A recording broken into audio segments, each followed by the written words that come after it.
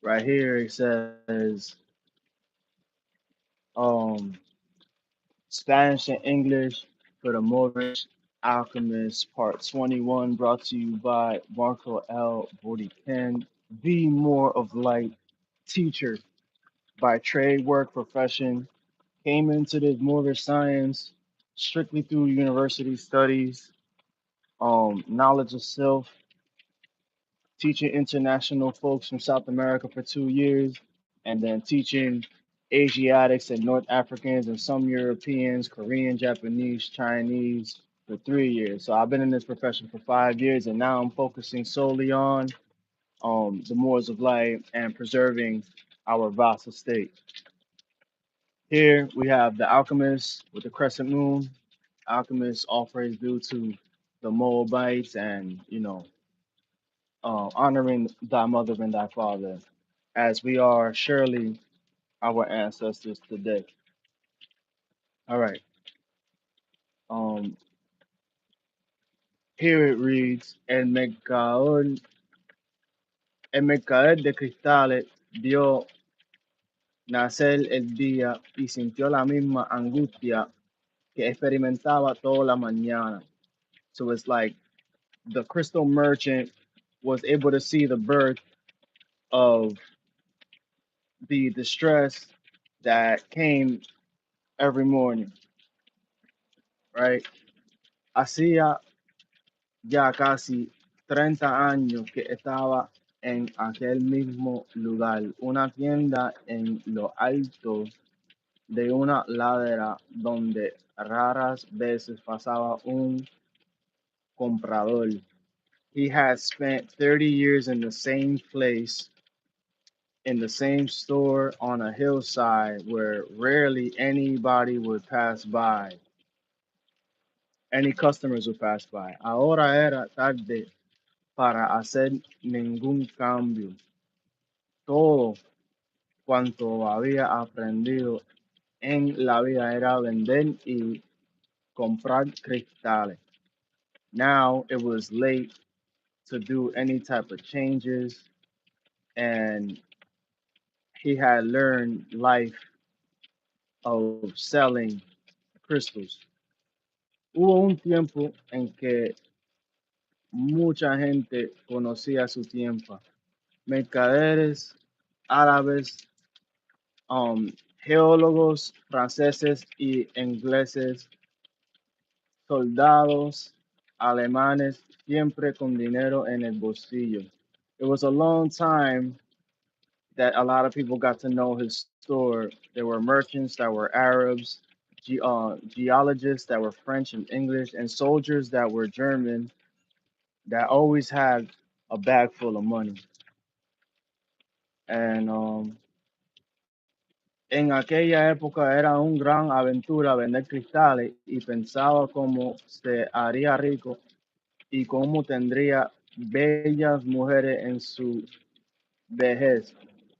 So, vejez. So it's saying that in that time, it was a great adventure for the crystal merchant when he was first starting his career. And he always thought about how he was going to be rich and have a lot of beautiful women, especially in his older age. Después el tiempo fue pasando y la ciudad también. And then time had passed, and also the particular town started to change as well. Cuenta creció más que Tanger y el comercio cambió de rumbo. So he's saying that this city called, or this town called, I don't know if it's Suetra or Cueta. Maybe it's Kuwait. I don't even know. But Cueta had changed rapidly compared to Tangier, and los vecinos se maduraron y quedaron apenas unas cuantas tiendas en la ladera. So the neighbors had matured and stayed by so many of the stores next to the hillside.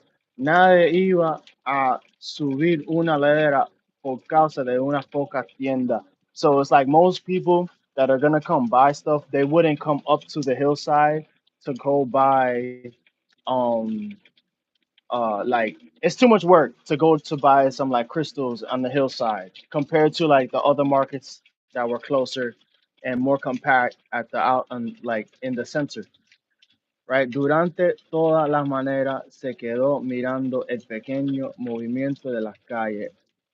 Throughout a little bit of the morning, he was looking at a little bit of the movement that was happening in the streets. Lo hacía desde varios años y ya conocía el horario de cada persona. He already been there a lot of years and he kind of knew everybody's schedule and routine. Cuando faltaba algunos minutos para el almuerzo, un muchacho extranjero se detuvo delante de su escaparate. So when there was a few minutes left to, I guess you could call it either breakfast or lunch, um, a young man that was a stranger was in front of his like shop window. Iba vestido normalmente, pero los ojos experimentando del mercado de cristales, concluyendo que el muchacho no tenía dinero. Incluso así decidía entrar y esperar unos instantes hasta que el muchacho se hubiese ido. So he's like that the young man was dressed normal and by the eyes, the crystal merchant concluded that the young man didn't have any money and as well decided to just intend to just wait until the young man would just leave. So this is the introduction between the crystal merchant and Santiago.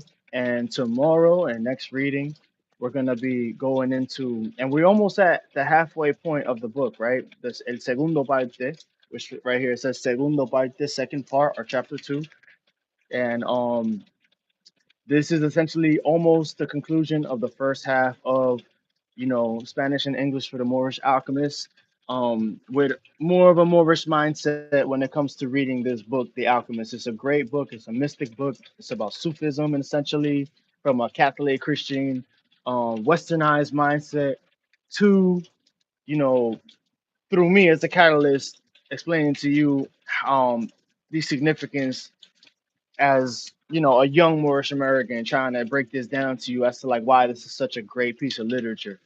So essentially, Santiago encounters this crystal merchant, and I guess you could say like the narrator or the third person view of being told what is happening in this passage just breaks down the introduction as to how Santiago and the crystal merchant even come into contact with each other, which is so beautiful, considering the reality of what it is to be a Sufi or the reality of what it is to travel, and to come across a little bit of adversity, but also um, the one of the more powerful dynamics of this book is essentially like the